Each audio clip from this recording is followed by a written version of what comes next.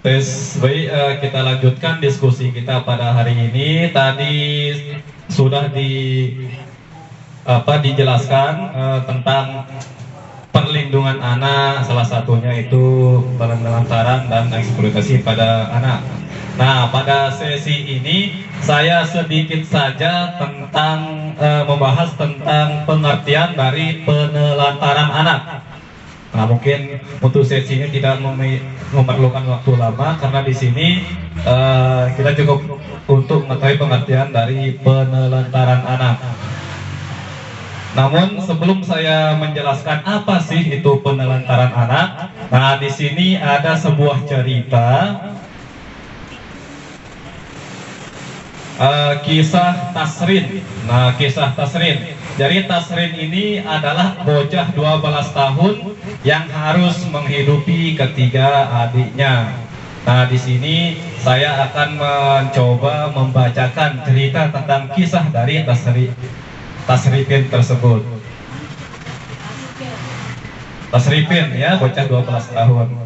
Nah, ini merupakan gambar atau foto dari Tasripin bersama adik-adiknya. Nah, di sebuah dusun di desa Gunung Lurah, Kecamatan Cilonga, Banyumas, Jawa Tengah. Tasripin 12 tahun harus mencari nafkah untuk menghidupi ketiga adiknya, Dendi 9 tahun, Rianti 7 tahun, dan Daryo 5 tahun. Nah, kita bacakan saja langsung. Ayah mereka pergi bekerja di Kalimantan bersama kakak tertuanya. Sementara ibunya meninggal akibat tertimbun longsor saat sedang mencari pasir 1 tahun lalu.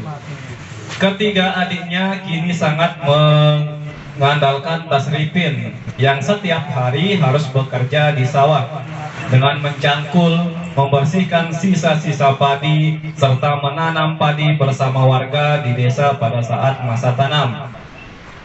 Hampir setiap hari Tasripin mesti pergi ke sawah untuk mencari uang demi menghidupi ketiga adiknya. Kalau berangkat ke sawah jam 7 pagi dan pulang jam 12 siang, kadang sehari dapat 30.000 sampai 40.000 per hari. Nah, itu dibeli beras dan sayur, sisanya untuk jajan adik. Jelas bocah yang telah putus sekolah itu. Pagi sebelum dia berangkat ke sawah, Tasripin harus memasak nasi dan sayur untuk adik-adiknya. Selain memasak, dia juga harus mencuci pakaian, menyapu, serta memandikan adik-adiknya. Tapi bukan hanya sekadar memandikan dan memberikan makanan untuk adik-adiknya. Dia pun bertanggung jawab terhadap akhlak adik-adiknya dengan mengajak adik-adiknya sholat dan mengaji di musala depan rumah. Nah, cerita yang sudah saya bacakan tadi ini itu merupakan salah satu contoh terkait dengan sesi pada yang akan kita sampaikan itu tentang penelantaran. Jadi jelas di sini bahwa seorang ayah ini menelantarkan anaknya dengan meninggalkan anak-anaknya itu pergi untuk bekerja di seberang pulau. Nah, kemudian dapat ditarik kesimpulan di sini bahwa penelantaran ini memang banyak macamnya atau contohnya. Nanti sesi selanjutnya akan kita bahas untuk contoh-contoh dari penelantaran ini. Nah, dari sini dapat disimpulkan bahwa penelantaran adalah tidak dilakukannya kewajiban dan tanggung jawab orang tua dalam memenuhi kebutuhan dasar anak, termasuk kasih sayang, perhatian,